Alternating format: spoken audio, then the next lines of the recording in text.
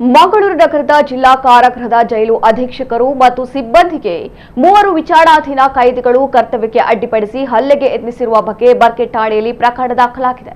ವಿಚಾರಣಾಧೀನ ಕೈದಿಗಳಾದ ಇಕ್ಬಾಲ್, ಶಹರಾಜಿಯಾನೆ, ಶಾರುಖ್, ಅಫ್ರೀದ್ ಹಲ್ಲೆಗೆ ಯತ್ನಿಸಿದ ಆರೋಪಿಗಳು. ಮಾರ್ಚ್ 13ರ ರಾತ್ರಿ ವಿಚಾರಣಾಧೀನ ಕೈದಿ ಇಕ್ಬಾಲ್ ಎಂಬಾತ ಕಚೇರಿಗೆ ಬಂದು ಕಾರಾಗೃಹಕ್ಕೆ ಹೊಸದಾಗಿ ದಾಖಲಾಗುವ ಕೈದಿಗಳನ್ನ ತನ್ನ ಕೊಠಡಿಗೆ ಸೇರಿಸಬೇಕು ಎಂದು ಜೋರಾಗಿ ಕೂಗಾಡಿ ಅವಾಚ್ಯವಾಗಿ ಬೈದು ಬೆದರಿಕೆ ಹಾಕಿದ್ದಾನೆ. ಆವಾಗ ತಾನು ಸಮಾಧಾನ ಪಡಿಸಿದ್ರು ಸುಮ್ಮನಾಗದೆ ಹಲ್ಲೆಗೈದ.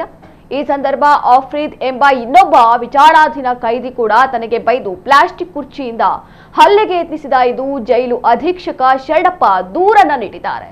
ಈ ಆರೋಪಿಗಳು ಜೈಲಿನೊಳಗೆ ಅಳವಡಿಸಿರುವ ನೀರು ಶುದ್ಧೀಕರಣ ಯಂತ್ರ ಮತ್ತು ಪೈಪ್ ಹಾಳು ಮಾಡಿದ್ದಾರೆ. ಇದರ ಮೌಲ್ಯ ಸುಮಾರು 12,000 ರೂಪಾಯಿ ಎಂದು ಅಂದಾಜಿಸಲಾಗಿದೆ. ಇನ್ನೋರ್ವ ಕೈದಿ ಶಹರಾಜ್ ತಾನಿದ್ದ ಕೊಠಡಿಯೊಳಗಿನ ವಸ್ತುಗಳಿಗೆ ಹಾನಿ ಮಾಡಿದ್ದಾನೆ. ಕೇರಂ ಬೋರ್ಡ್ ಮುರಿದು ಅದರ ರೀಪುಗಳನ್ನ ಇಕ್ಬಾಲ್ ಮತ್ತು ಅಫ್ರೀದ್ಗೆ ನೀಡಿ ಹಲ್ಲೆ ಮಾಡಲು ಪ್ರಚೋದಿಸಿ ಕರ್ತವ್ಯಕ್ಕೆ ಅಡ್ಡಿಪಡಿಸಿದ್ದಾನೆ ಎಂದು ದೂರಿನಲ್ಲಿ ತಿಳಿಸಲಾಗಿದೆ.